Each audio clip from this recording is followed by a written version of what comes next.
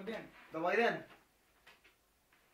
Вие сте с вечерните новини по BTV от 1 часа след обед.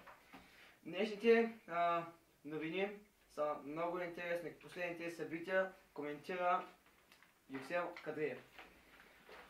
Водещите новини днес в село Бушляк, Софийско, на булевард Надежда беше блъснато 8-годишно куче от побесняла котка Лада, която се движеше с очевидци описва случая 365 км в час на две лапи. Очевидци твърдят, че блъсъкът бил много фатален и едва ли кучето ще оживее, но в Пирогов казва, че има надежда за неговото спасение. Ани?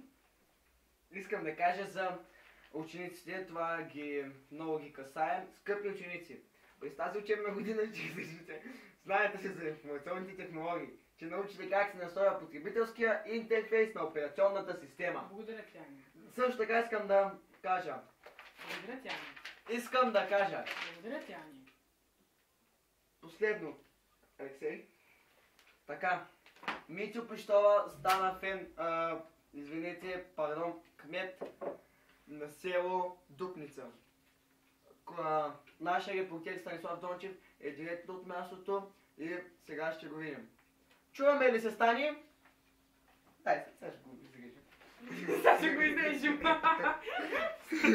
Чуваме ли се, Стани? Да, сега ще го изрежем. Защо да се? Чуваме